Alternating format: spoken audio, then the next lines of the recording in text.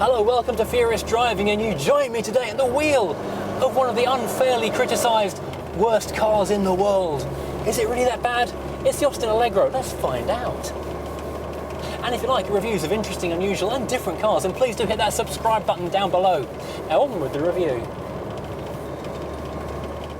Hello, welcome to Furious Driving, and this is a 1980 Austin Allegro 3. Now with its unusual styling, its bad reputation, its brown paint, it'll be very easy to stand here and just make easy jokes and point fun at the poor little all-aggro flying pig. So let's get started. No, I'm kidding. We're saving that for the end of the video. This is a serious bit where we talk about the history of this car and how it happened. I mean, how did it happen? Now, although the Allegro wasn't launched until May 1973, work didn't begin on it until 1968, which is a fairly tight turnaround in terms of vehicle design and build, and they left it very late indeed to replace the ADO 67, the Austin 1100 and 1300 range, which have been one of Britain's most popular cars for absolutely years. And this is where the rot set in at the very beginning. Although the car was conceived as an avant-garde technical tour de force, a cutting-edge, all-new, ground-up, blank sheet design, they also set it the task of replacing the old 1100 as almost a like-for-like updated replacement, which it kind of wasn't, but then management kind of made it be, and that was never going to work. Because the 1100 broke new ground in terms of small family car, well, everything really, but principally though in the way it looked. It had strong showroom appeal.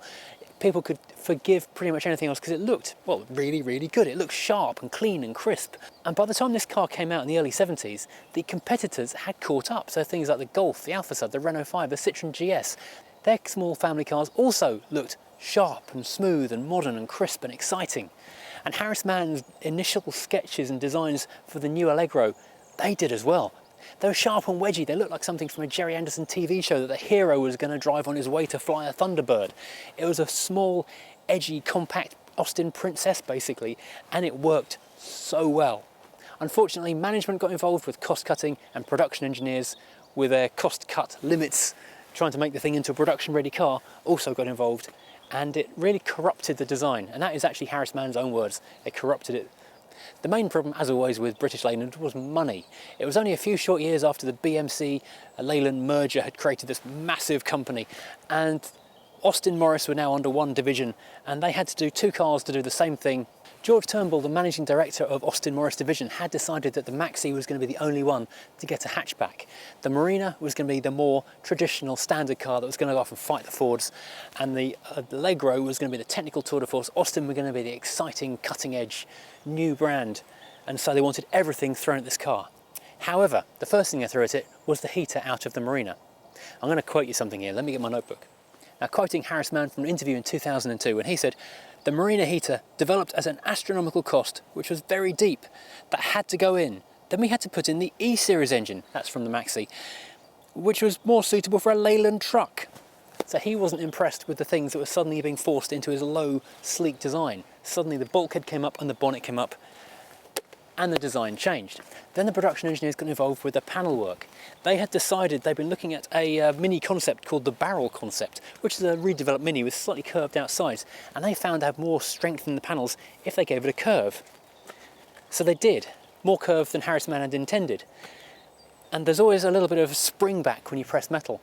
They pressed these panels and they were more round than they planned, but they couldn't afford to do any more. So it suddenly became very, very, very wide. But then let's look at the front of the car, because the ultimate character of any car comes from its face. Let's take a closer look at that. Now, if you look at this grille and these lights, it's not a bad looking little setup just there. It looks a lot like a Ford Escort or a lot of other things on the market back in the late 60s, early 70s. Unfortunately, it all does seem to be set very far into the middle of the car. The indicators and side lights are a separate pod here, but they look very, very separate indeed, and they make this bit here look squashed in the middle, and that makes everything else look more just dumpy and wide and bloated. So that little bit of styling doesn't quite work. The original design, again, had this all integrated. It looked different. So the E-Series engine from the Maxi was the offending article, which made the bonnet area too big and high. But this car doesn't have that. This has the A-Series, which was carried over from the previous generation, and many other things. There were two variations of A-Series initially, the 1100 and the 1300, making 50 or 60 horsepower. Later on there was a 1 litre of the A+, and this is the 1.3 A+ from very late on. If you wanted more performance, you went to the E-Series versions, which were the 15 and 1750 high power HL high lift versions, which gave an astonishing 70 or 81 horsepower.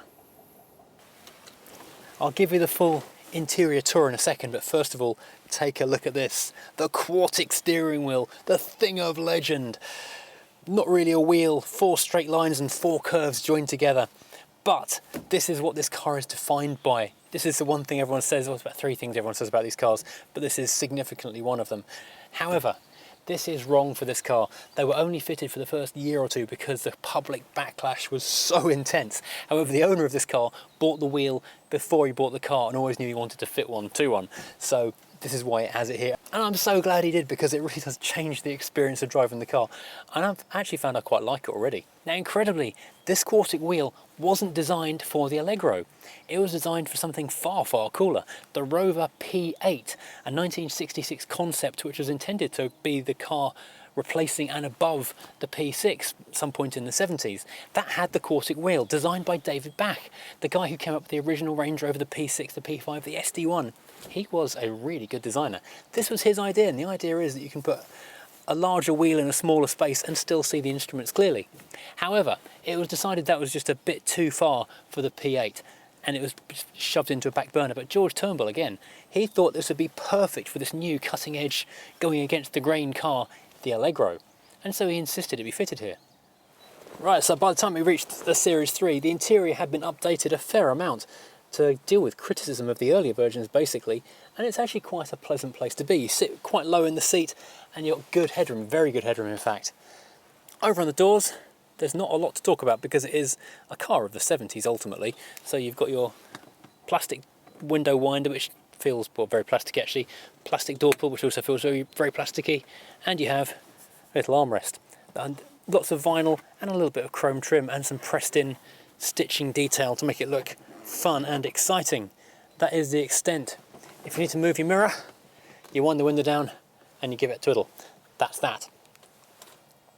Now the instrument binnacle, which you can see clearly through the quartic wheel, when the original versions came out back in '73, there wasn't a lot to show in there. There was a speedometer, maybe a clock, not a lot else. In fact, there's still not a great deal in here, but they did look very under-furnished. So your quartic wheel gave you a view of what you hadn't got, which is a bit sad really.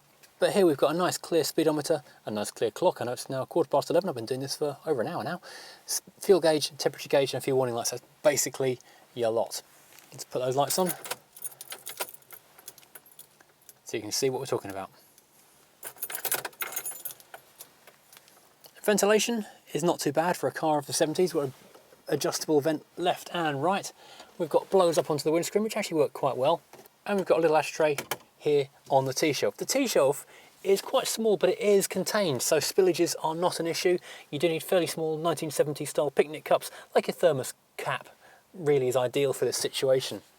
Now the dashboard architecture is not a bad piece of design. It's quite interesting to look at. It's very practical, it's very functional.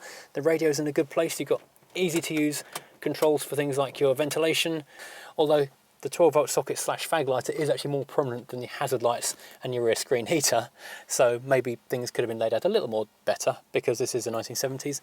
Down on the right hand side, 2 more blanked off switches for who knows what, and a rear fog light switch is down there as well.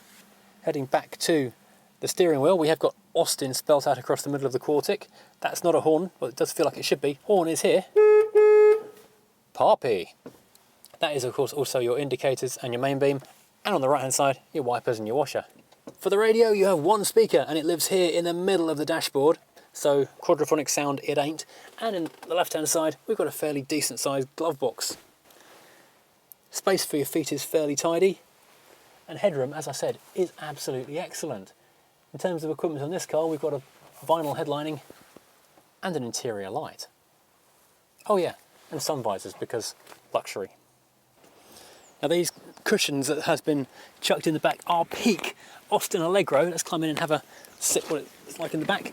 A big criticism of this car when it was new was the rear seat space was really quite cramped.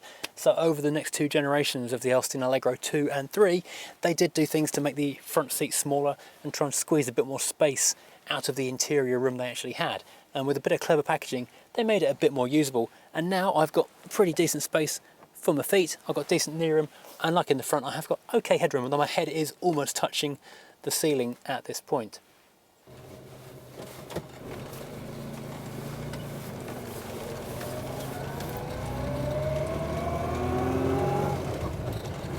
So pulling away, it's a bit like driving a giant Mini, really.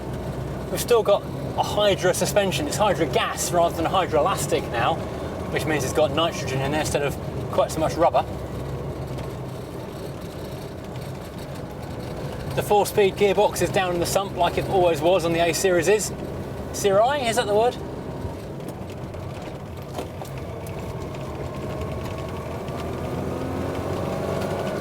And it uses a rod linkage in the gearbox. And it was likened, rather unfairly at the time, by some reviewers as stirring marbles with a chopstick.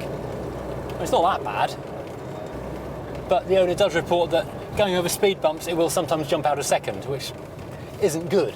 Now the design of this thing was signed off in 1969, and that stage cost £21 million. And I've got to say, back in 1969, that was a lot of money. That wasn't cheap. Now management had big plans for this car. They expected by 1974 to be building 4,000 units a week. That never happened. Even at its peak, it was making half that many. Throughout its 10-year life, its predecessor sold over 2 million units. The poor old Allegro, over its 10-year life, managed to sell about 627,000. Now, its problems really stemmed from day one. The press were given a preview to see the car before launch, and they said a lot of things they didn't like about it, but by that point, it was too late in the production phase or design phase to do anything about it. So the press immediately decided they didn't like it and they took against it from day one. The quartic steering wheel, they couldn't change. You'd think they could change that, but they decided they couldn't change that. The styling, design, all that kind of stuff, they couldn't do anything about that. The ride in the gearbox, they couldn't do anything about that. So the press felt ignored and upset. But for all the carried over parts and, well, dubious styling decisions which really should have been picked up on during the early phases, but apparently they were, and management rode roughshod over that, it was a clever car underneath. The Hydra gas does give it an interesting ride. It was criticised as being too bouncy in the first versions. By the time we got to the Series 2 and Series 3, they'd updated it significantly, so it's got stiffer front and softer rear, so now it does have a bit more ride control than before, and it's actually quite pleasant. Although, go over a speed bump and the car does pitch and yaw quite dramatically. Now, although it missed out on the hatchback which it so desperately needed and which its rivals were getting, like the Renault 5 and the VW Golf, it did get a few other interesting and clever modifications and advancements. From toe board to the back of the seats, it's the same length as the car it replaced. However, they extended it fore and aft of the bulkheads to give more length between the back bumpers and the occupant area, and it became the first Austin to have crumple zones. Now I'm threading down a country lane and I'm actually finding this quartic wheel not too bad to use, but then I drive in the more modern style and not in the wheel shuffling way. Story goes that the police, who are a huge buyer, they put in an order of around 600 of these things in the early days. They didn't like it and they were seen, embarrassingly, to be taking them off and retrofitting older round steering wheels on there. And that was kind of a nail in the coffin for the poor old quartic steering wheel. The steering itself is quite light and precise. It's something they were quite good at over at Austin in those days. The brakes, discs at the front, drums in the back, are not bad. It's only 830 odd kilos.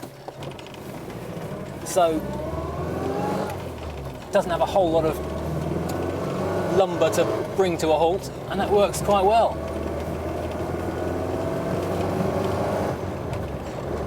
Even the interlinking of the Hydra gas does mean it feels a little bit wibbly wobbly, like you're driving a bouncy castle every now and then, if you hit the bounces just wrong. The smaller engines only got a 4-speed, but the faster ones did get a 5. Now the goal of this car was to be something of a jack of all trades, something for every man. It was meant to be a sports car, a family car, a luxury car. You name it, it was meant to do it. But the thing is, when you try and push your boundaries that far, ultimately you do falls short in pretty much all of them. The ride isn't quite good enough for a luxury car. It's certainly not fast enough to be a sports car, even in 1750 form. And across the range, being heavier, but with the same engine, it was slower than the car it replaced. As a family car though, it was very good. It was safe with those crumple zones. It's got lots of space in the back and the front, headroom's great, and it's got a decent sized boot. Certainly by 1970 standards, it's a decent sized boot. Engineering wise, it was a sound piece of work. And it wasn't as unreliable as people like to make out. Sure, the first ones did have their initial niggles, and it took a while for dealers to sort them out for customers and for the factory to sort them out at production stage. Certainly by the time the Allegro 2 came out, it was a decent piece of work. But the press loved to pick on it. And stories like the rear window falling out if you jacked it up on a corner, that wasn't true. It may have happened one time if someone was particularly aggressive with a trolley jack in a garage and just pushed a bit too far and twisted the shell, which could happen to any car. But that wasn't the thing. Wheels falling off, yeah, okay, that kind of did happen a little bit. But that was because the wheel bearings were designed differently to the previous car. They looked virtually the same, but these ones are a zero preload design. And if you wrench them up tight like you did on the previous car, well, the wheel falls off. And that did happen. And although Austin... And the problem with this car really is its looks.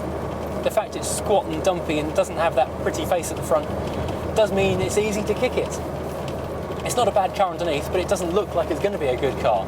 And so when lazy writers want a worst car in the world candidate, it's an easy picking, it's an easy target. Like the PT Cruiser is often called the worst car in the world, and that car is quite bad.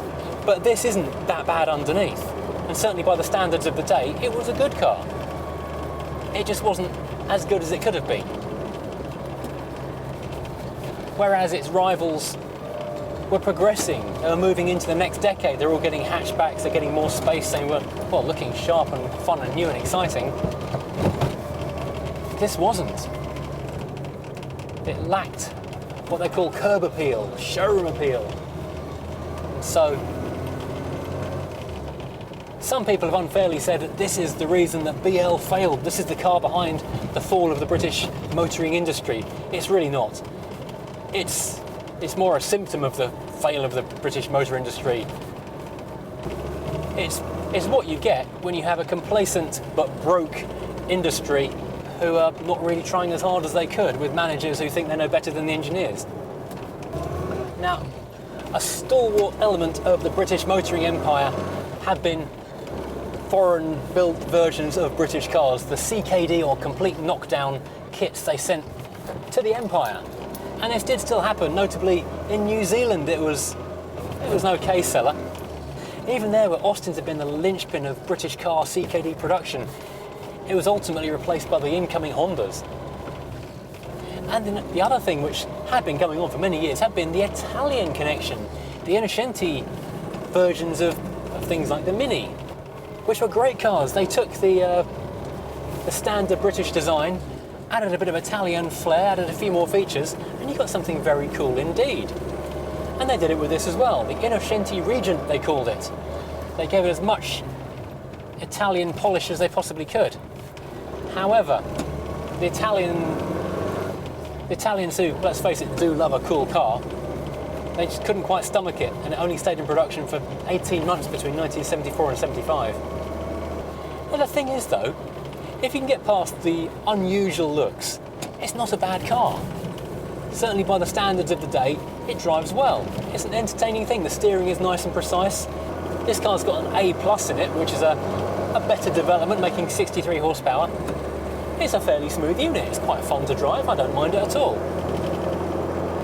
The thing is though, if you're going to have one, you're going to have a bit of a sense of humour about it, because everyone is going to have something to say about it. They know because they read it in the Mail or the Sun or some worst car in the world list that it's the worst car in the world. Really it isn't.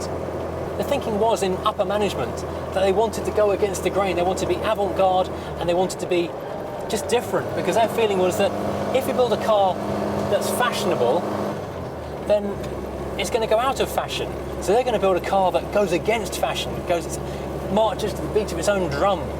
Unfortunately, if you do that, it can easily go one of two ways. And if it goes the wrong way, it goes very hard against you, and that really is what they found. Now, sometimes I do a 0 to 60 test in the cars I'm reviewing. I won't bother in this one. The 1300 does 0 to 60 in about 15.5 seconds. So, although it's tidy off the line, by the time you're approaching 40 or 50 miles an hour, you really are running very much out of steam. Top end on the 1.3 being about 93 miles an hour. So thank you for watching. Now, certainly by the time it was a Series 3, it wasn't the worst car in the world. There was plenty of other stuff that was terrible, but there were plenty of things that weren't quite right with it, and that did mean it was never going to be the car it deserved to be. So, there you have it. It's not that bad really, and it's quite fun to drive, and if you've got a sense of humour, there's really nothing better. Thanks for watching, hope you enjoyed, and if you did, please do like and subscribe and join me again next time driving something completely different.